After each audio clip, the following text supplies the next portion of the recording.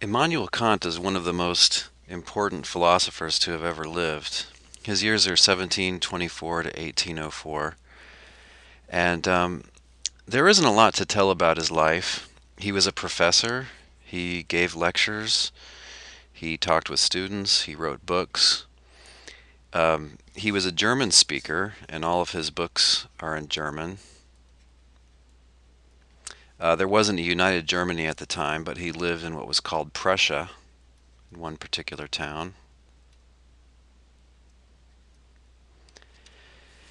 And there's one anecdote about his life that he took regular walks every day, and his habits were so regular that the townspeople could set their watches and clocks by when he passed their house. Um, he's famous for a couple of different things in philosophy. One is his ethical theory, which we're going to talk about today, and the other, as expounded in the groundwork for the Metaphysics of Morals, 1785. Another thing that he's very famous for is his book called The Critique of Pure Reason.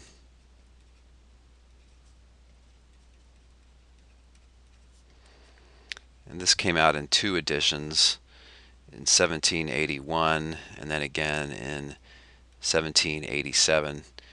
A very difficult book, but a very widely read and influential book. And in that book, he gives his complete theory of knowledge and a very unusual and distinctive answer to skepticism, to objections to the effect that no one knows anything. He thinks we can have human knowledge, and he wants to show how science is possible. And he does that in a very, very involved way in the Critique of Pure Reason. Okay, but let's talk about his basic ethical theory.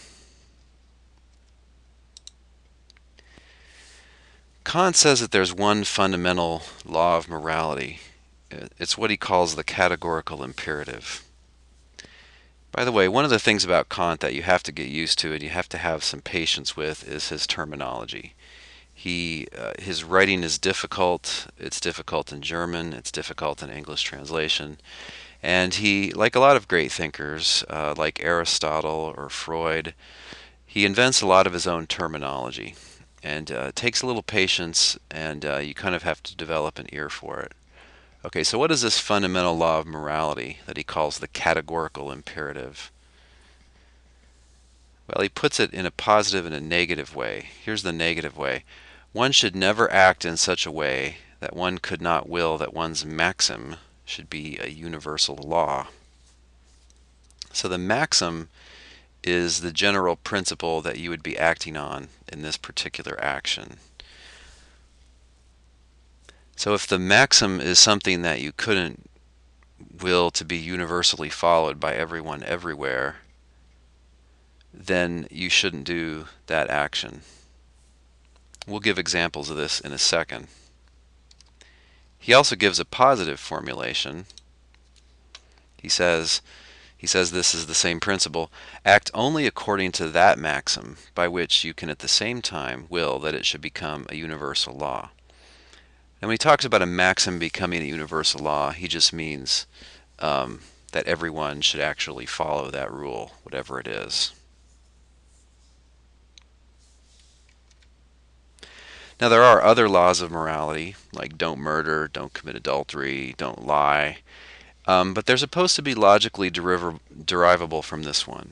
This is the fundamental principle. This is the principle because of which all other moral principles are true. So, one one simple example to illustrate the application of this categorical imperative is the case of shoplifting. You know, the old five-finger discount. Now, suppose you're walking through Walmart and they have something that you want but you cannot afford. So, what would be the maxim of your action? That's what we're supposed to ask ourselves. So, say you're thinking about stealing, I don't know, an iPod. So, what would the maxim be? The maxim would be if you want something that a store has and you can't pay for it, then if nobody's looking, just take it and walk out with it. Now, could you will that this should become a universal law? Can you will that everyone should do this? And the answer is no, you can't will this, Kant would say. Look, you wouldn't be able to buy things in stores, or at least not as easily and cheaply as you can now. Furthermore, you might work for a store, own a store. You can't consistently will that everybody, when they want something and they can't pay for it, that they should just take it. And because you can't will that, that is why that would be wrong for you to shoplift that iPod.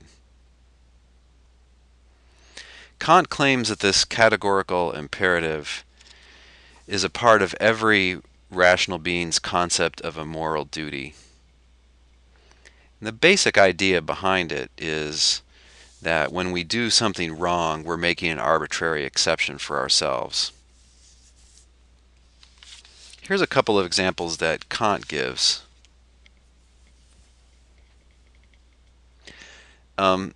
Suppose you are thinking about borrowing some money and never paying it back. So you know you're never going to pay it back, and you're saying, would it be right or wrong for me to borrow money knowing that I'll never pay it back? So what would the maxim of that action be? Well, Kant tells us. He says, quote, "The maxim of his action would be expressed thus: when I think myself in want of money, I will borrow money and promise to repay it, although I know that I never can do so." And Kant urges, can you will that this should be a universal law of nature? Can you actually want that everyone should follow this? And he says, quote, I see at once that it could never hold as a universal law of nature, but would necessarily contradict itself. For supposing it to be a universal law that everyone, when he thinks himself in a difficulty, should be able to promise whatever he pleases with the purpose of not keeping his promise, the promise itself would become impossible, as well as the end that one might have in view of it, since no one would consider that anything was promised to him, but would ridicule all such statements as vain pretenses. Okay, I told you he was difficult to read.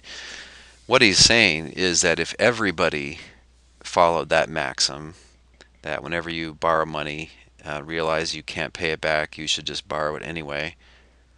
If everybody followed that maxim, then there just wouldn't be money lending. People would laugh when you asked them to borrow money, because this would be very common, that people would not pay it back, and you'd be a fool to just give it away.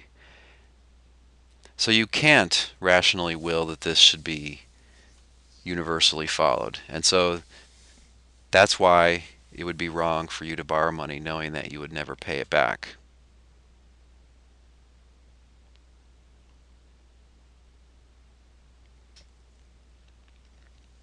Okay, so whenever we're doing something wrong, we're being inconsistent. That's the basic idea. And we make an exception for ourselves, right? Go back to the shoplifting case. You might say, yeah, but I really, really want this iPod. Maybe I really need it. It's hard to see how that could be, but maybe you tell yourself that. I just need this. I've got to have it now. And besides, it's Walmart. They're exploiting people anyway, and they're not going to miss it. It's not like I'm harming anybody. Right? You can come up with a bunch of excuses for yourself. But Kant just thinks it's wrong. It's wrong because it violates the categorical imperative. Now, I want to consider now an objection that a philosopher named Louis Pojman gives. Louis Pojman was a very prolific philosopher who lived in recent times. He authored a lot of textbooks and other books, especially in ethics and in philosophy of religion. And he thought quite a bit about Kant and Kant's ethical theory. And he gives this objection to the categorical imperative. Isn't it consistent to will that this maxim always be followed, that it be a universal law of nature? Here's the maxim: kill all blue-eyed babies. That's the policy. Now, can't somebody just want everyone to kill all blue-eyed babies? It's hard to see anything inconsistent about that. So since you can will that, it's not inconsistent to will that, and the categorical imperative says that it would not be wrong to kill babies just because they're blue-eyed. So the objection is the categorical imperative by itself says that this action, killing all blue-eyed babies, or just killing any particular blue-eyed baby because it has blue eyes, says that actions like that are not wrong because you can rationally will that everybody follow that policy, that everybody acts on that maxim.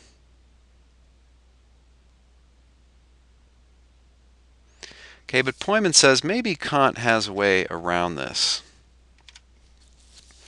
Kant says, hey, I can tell you my categorical imperative in other words. He'll give a second formulation of the categorical imperative, and Kant calls this the principle of ends. This is a very famous principle. The whole concept of exploitation is really due to Kant's ethics.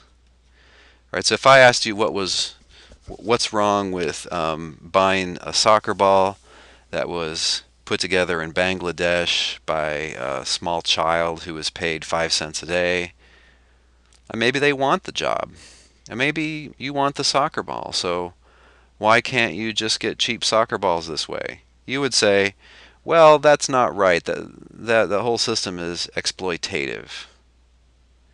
That whole sort of objection to an action or to a whole system derives from Kant. So his principle of ends says, always treat any rational being as an end in itself, and never merely as a means to some end that you're seeking.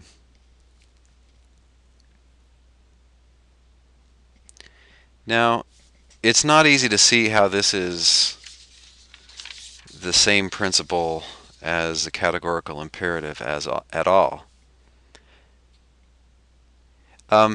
It's pretty clear what it means. It's that a rational being, like a human being, has such a high value that you can't just use them for any old thing. You can't exploit them. You have to consider their own good in anything you do. So if I employ you working in my hamburger restaurant, that's okay. I'm not treating you merely as a means to my profit. It's also good for you to have that job. But if I try to pimp you out, if I try to force you into prostitution, or even not force you, just invite you to do it, the idea is I'm exploiting you. I'm treating a rational being not as something which is intrinsically valuable, but something as if it's something worthless. It's merely a means for me to make money, and I'm ignoring your good in pimping you out. So this is what the principle of end says. It's not clear that it is the same principle as the categorical imperative, and it's a plausible principle, I suppose. Kant gives an argument for it, which I'm not going to try to summarize because I don't really understand what the argument is. But the basic idea is that a rational being has a very high value and dignity, and so you can't just use it as a mere tool without regard for its good. Okay, well, how is this going to help with Pojman's objection?